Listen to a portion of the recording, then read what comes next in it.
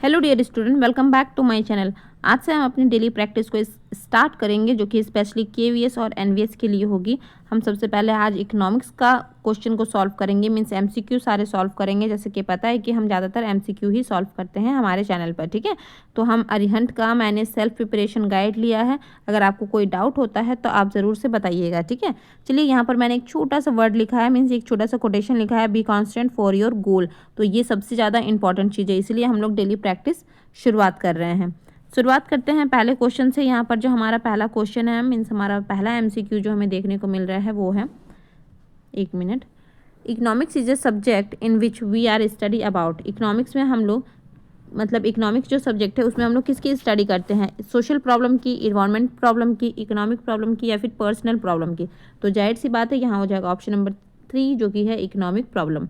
Next question देखेंगे, question number 2 है हमारा, determination of price of a particular commodity is a subject matter of. जो determination of price होता है, यानी कि प्राइस को डिटरमाइन करते हैं, एक मिनट, डिटर्मिनेशन ऑफ प्राइस जो है ये हमारा माइक्रो इकोनॉमिक्स का पार्ट है। अगर जनरल प्राइस लेवल की बात की जाती तो फिर मैक्रो में चला जाता, लेकिन यहाँ पर जनरल प्राइस लेवल नहीं लिखा गया है, तो इसलिए यहाँ पर हो जाएगा हमारा ऑप्शन नंबर 1, जो कि है माइक्रो इकोनॉमिक्स। नेक्स्ट क्वेश्चन देखेंगे, क्वेश्चन नंबर 3 है हमारा, which of the following is related to micro economics. इसमें से कौन सी चीज़ें हैं जो कि माइक्रो इकोनॉमिक्स से रिलेट करती है? इन्फ्लेशन इन द इकोनॉमी, तो इन्फ्लेशन तो मैक्रो का पार्ट हो गया। प्रॉब्लम ऑफ अनएम्प्लॉयमेंट, अनएम्प्लॉयमेंट भी मैक्रो का पार्ट है। नेशनल इनकम भी मैक्रो का पार्ट है, मीन्स ऑप्शन नंबर 4 ही होना चाहिए। इनकम फ्रॉम द रेलवे, बिल्कुल ये एक पर्टिकुलर चीज़ है, और हमें पता है कि हम जब कोई एक इंडिविजुअल के बारे में पढ़ते हैं तो यहाँ हमारा हो जाता है वो माइक्रो का पार्ट हो जाता है। तो ऑप्शन नंबर 4 हो जाएगा बिल्कुल करेक्ट। नेक्स्ट क्वेश्चन देखेंगे, क्वेश्चन नंबर 4, थोड़ा सा छोटा कर देती हूँ ताकि बार बार दिक्कत ना हो। चलिए देखेंगे क्वेश्चन नंबर 4 को, in which of the following economy some industries are control by government while other are not.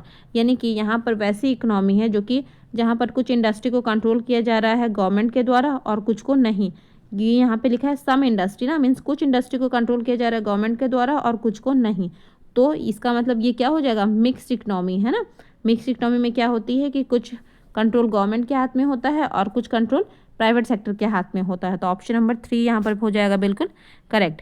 Next देखेंगे क्वेश्चन नंबर 4 को, सॉरी क्वेश्चन नंबर 5 को, mixed economy means an economy. अभी अभी हमने डिस्कस किया, मिक्स्ड इकोनॉमी वैसी economy होती है जहाँ पर प्राइवेट और पब्लिक दोनों सेक्टर मिलकर काम करते हैं। तो ऑप्शन नंबर 1 देखते हैं, both agriculture and industry are equally promoted by the state. नहीं, एग्रीकल्चर और इंडस्ट्री की बात नहीं हो रही है यहाँ पर। There are coexistence of private sector along with the public sector, बिल्कुल ऑप्शन नंबर 2 यहाँ पर हमारा हो जाएगा, जहाँ पर प्राइवेट सेक्टर काम कर रही है और साथ साथ में पब्लिक सेक्टर भी काम कर रही है, ठीक है। यानी कि दोनों का को एग्जिस्टेंस हमें देखने को मिलता है। तो ऑप्शन नंबर 2 ही हमारा बिल्कुल करेक्ट है। थर्ड नंबर में है स्मॉल स्केल इंडस्ट्री, नहीं, इकोनॉमिक कंट्रोल बाय द, नहीं। तो ऑप्शन नंबर 2। नेक्स्ट देखेंगे क्वेश्चन नंबर 6 को।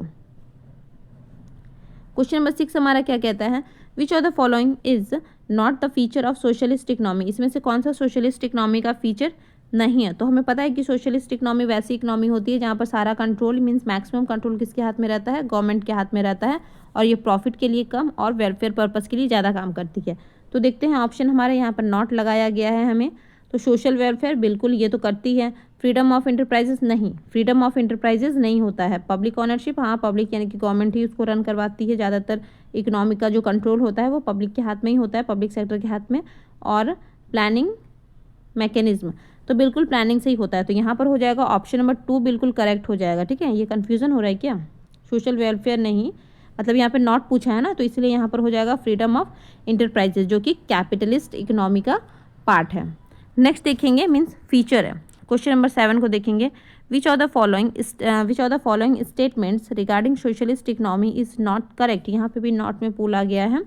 चलिए, सोशलिस्ट इकोनॉमी का फीचर नहीं है, वही है ना, statement regarding the socialist economy not correct. हाँ, in this system means of production is socialist on, क्या ये सोशलिस्ट के द्वारा ऑन किया जाता है? तो बिल्कुल है ना, सोशलिस्ट इकोनॉमी में तो सोसाइटी के द्वारा ही, मीन्स पब्लिक ऑनर के, मीन्स पब्लिक ही वहाँ पर क्या होती है? पब्लिक मीन्स गवर्नमेंट ही क्या होती है यहाँ पे? पब्लिक का मतलब जनरल पब्लिक से नहीं है, यहाँ पे पब्लिक सेक्टर का मतलब हो गया गवर्नमेंट से। तो हर चीज़ें गवर्नमेंट कंट्रोल करती है, ठीक है।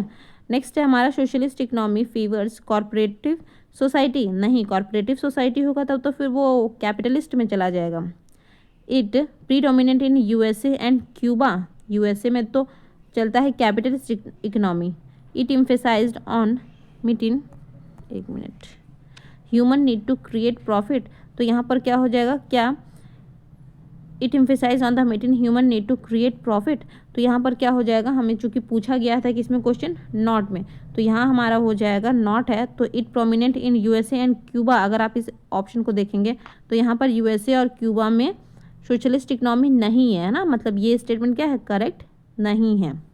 नेक्स्ट हमारा हो जाएगा नेक्स्ट क्वेश्चन मीन्स हमें जो है वो है क्वेश्चन नंबर 8। देखिए क्वेश्चन नंबर 8 क्या कहता है, in free market economy the allocation of resource is determined by, free market economy की मतलब कैपिटलिस्ट इकोनॉमी की यहाँ पर बात की जा रही है। यहाँ पर जो एलोकेशन ऑफ रिसोर्स होता है वो कैसे डिटरमाइन किया जाता है, votes by consumer, a central planning authority, consumer preference, the level of profit of the firm, तो यहाँ पर ऑप्शन नंबर सी बिल्कुल करेक्ट हो जाएगा। कंज्यूमर प्रेफरेंस को ध्यान में रखते हुए यहाँ पर जो एलोकेशन होता है रिसोर्स का वो किया जाता है, वो डिटरमाइन किया जाता है। नेक्स्ट क्वेश्चन देखेंगे क्वेश्चन नंबर 9 को, which of the following statement regarding capitalist economy is not true, which of the following statement regarding capitalist economy is not true. अच्छा ठीक है, कैपिटलिस्ट इकोनॉमी के मतलब रिस्पेक्ट में कौन सा स्टेटमेंट सही नहीं है, तो पहला नंबर है capitalism is the economic statement based on the private और कॉर्पोरेट ओनरशिप, तो ये बात तो सही है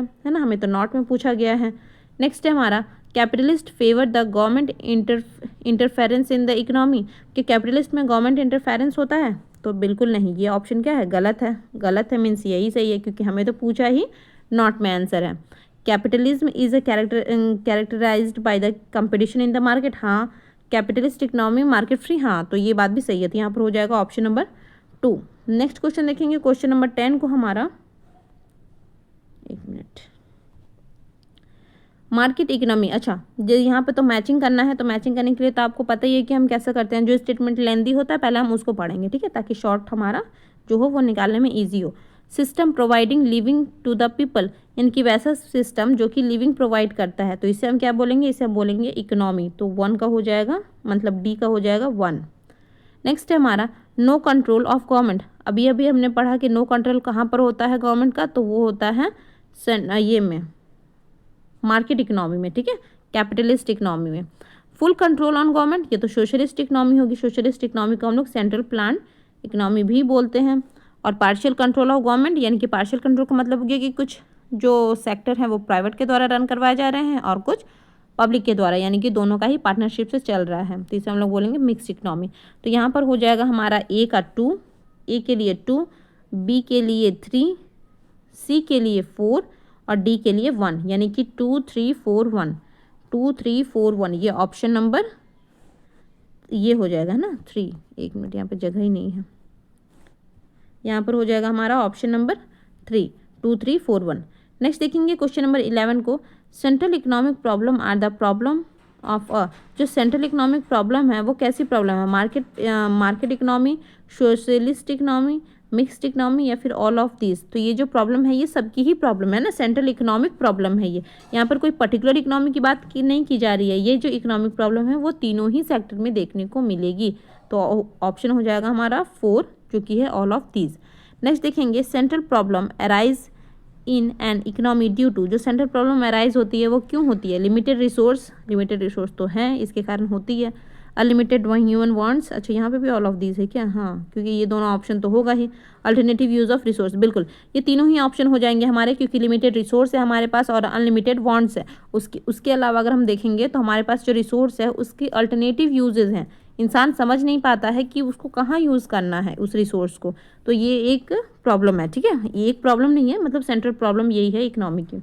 नेक्स्ट देखेंगे क्वेश्चन नंबर 13 को, which of the following is the central problem of an economy which relates to the technique of production, अच्छा ठीक है, वो जो सेंट्रल प्रॉब्लम हमने पढ़ा है उसमें which relate to the technique of production, हमें पता है कि सेंट्रल प्रॉब्लम क्या है हमारा, what to produce, how to produce and for whom to produce, है ना, सेंट्रल प्रॉब्लम जो हमारा क्या है, तो इसमें हमें बोला गया है कि कौन सी जो है वो कौन सा प्रॉब्लम है जो कि टेक्निक से रिलेट करता है, तो टेक्निक हम कहाँ यूज़ करेंगे, प्रोडक्शन में यूज़ करेंगे, है ना, मीन्स हाउ टू प्रोड्यूस, आप कैसे कौन सी टेक्निक लगा के यूज़ करेंगे, क्या आप लेबर इंटेंसिव टेक्निक यूज़ करेंगे या फिर आप कैपिटल इंटेंसिव टेक्निक यूज़ करेंगे, है ना, हमें पता है कि 2 टाइप के टेक्निक होते हैं।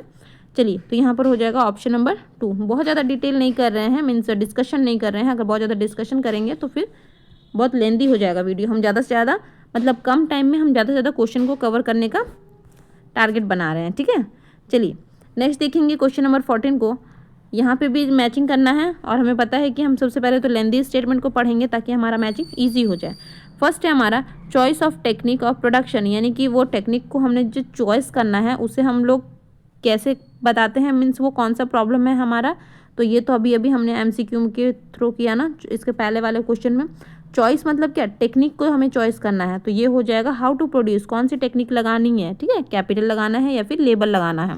नेक्स्ट देखेंगे choice of goods and services to be produce, यानी कि कौन सा गुड्स को प्रोड्यूस करना है, तो ये हो जाएगा व्हाट टू प्रोड्यूस, है ना, आखिर प्रोड्यूस क्या करना है ये चूज करना है हमें यहाँ पर।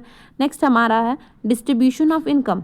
डिस्ट्रीब्यूशन ऑफ इनकम का क्या मतलब हो गया, ये हमारा हो गया फॉर होम टू प्रोड्यूस, किसके लिए करना है ना, तो 3 का हो गया सी।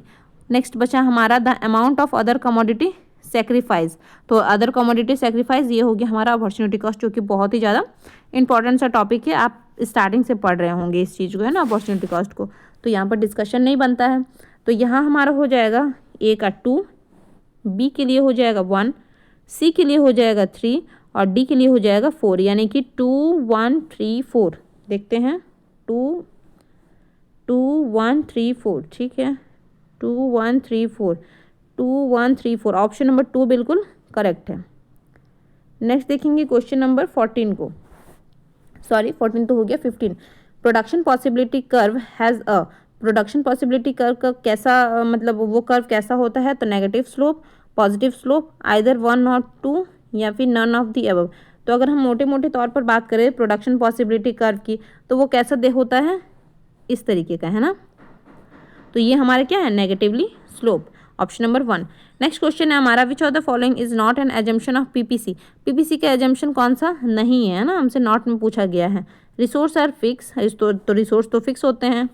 नेक्स्ट है technology remain unchange, technology change नहीं की जा सकती है। Inefficient use of resource, resource are fully employed, तो यहाँ पर हमसे क्या पूछा गया है, नॉट में पूछा गया है। तो अगर हम लोग देखेंगे कि रिसोर्स तो फिक्स ही होते हैं हमारा, है ना, तो ये तो नॉट में नहीं आएगा। टेक्नोलॉजी रिमेन अनचेंज, टेक्नोलॉजी को हम चेंज नहीं कर सकते हैं, ठीक है।